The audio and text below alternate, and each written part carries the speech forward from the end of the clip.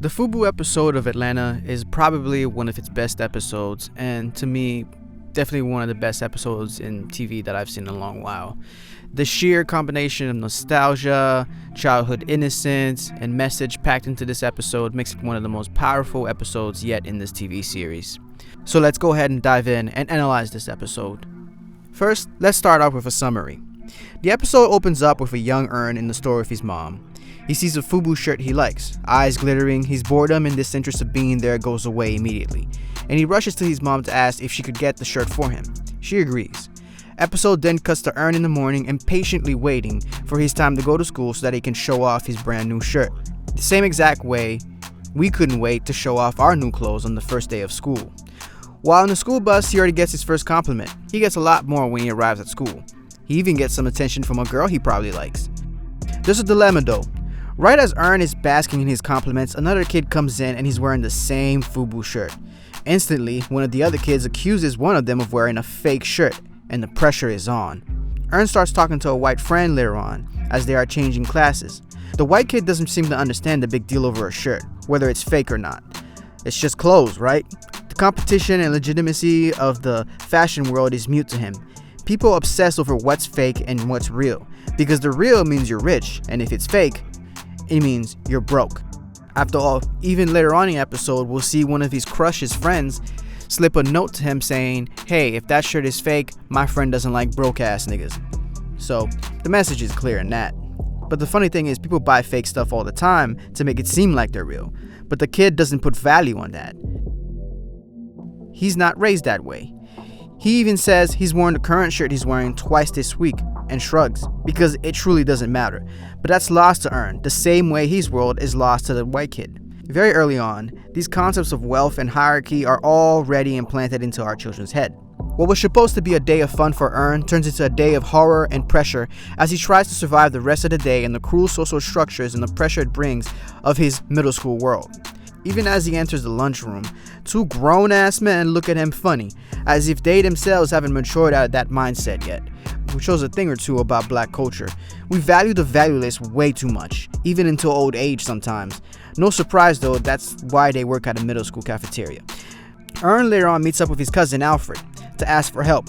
Alfred then tells Earn it's about confidence. Alfred asks him how cool is the other kid, meaning what's his rep or how high is he on the totem pole.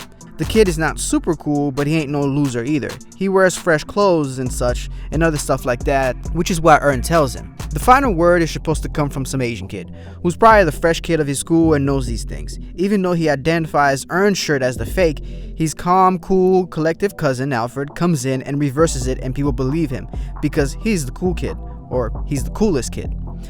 The other kid ends up getting bullied and ends up committing suicide later on. It shows how cruel kids are and how the kids couldn't wait to peck at him like a pecking order over a simple shirt that's supposed to show who's rich and who isn't. Even though, funny enough, these kids didn't even buy it themselves. Their parents did. But they are looking at the economic standing as a whole, though it's happening subconsciously. The episode ends with Earn going home and seeing his auntie, cousin, and mom. His mom says he has his first piano lessons the next day and that he will have to wear a suit for a good first impression, and clothes are important. It seems that already his parents are ingraining this in his head, and it is acted out in the worst ways. Now, of course, balance is always required. Wearing nice clothes is not a bad thing, and sometimes it is necessary, but we can see the negative repercussions of such things in the school episode when Earn goes to school with his FUBU shirt. I had an experience that had similar tones in middle school as well. It wasn't the exact same thing as Earn, but it made me see how toxic we can be as kids and over the most mundane things. Maybe this is why this episode resonated so well with me.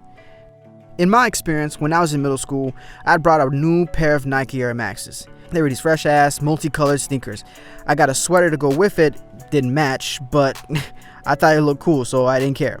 The next day, my experience was the exact same as Earn, minus the terror of being found out that it was fake, because they weren't. People complimented me left and right, and the upperclassmen, even the girls, eyed me and my shoes. In another experience, I got another pair of shoes that weren't so hot, and I got the exact opposite. Ridicule. Boy, they lit my ass up. It's funny when you think about it, and it looks innocent, but in a lot of ways it's not. Now, I'm a big believer of enjoying as much of this world as possible without hurting anyone else, of course. And I do believe that competition is good and being made fun of and having a little savagery in you is good.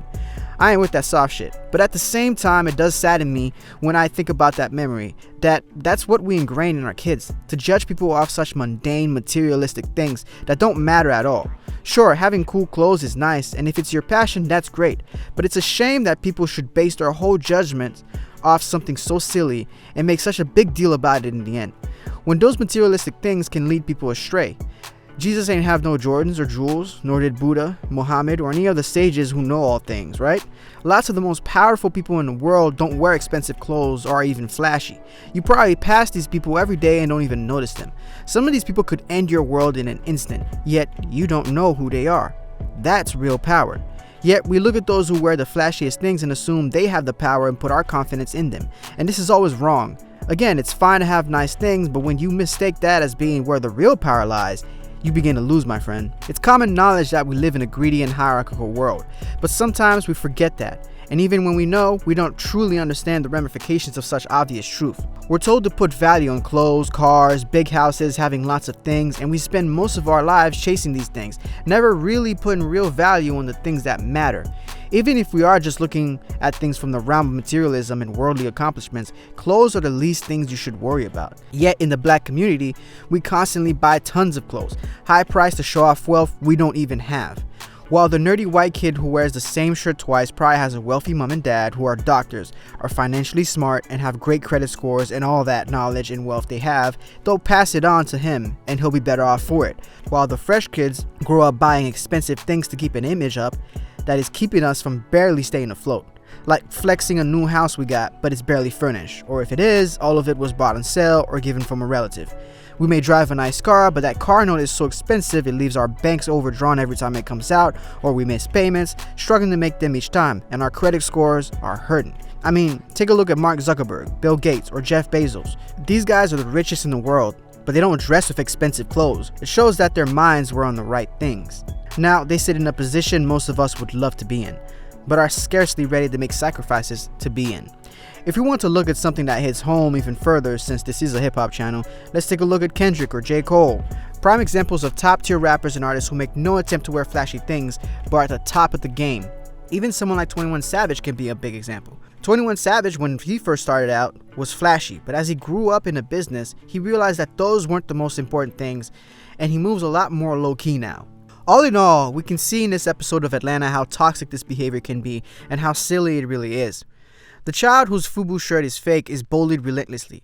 The kids can't wait to make fun of him and peck at him like chickens in a pecking order. Humans are animals too, although just a bit more clever.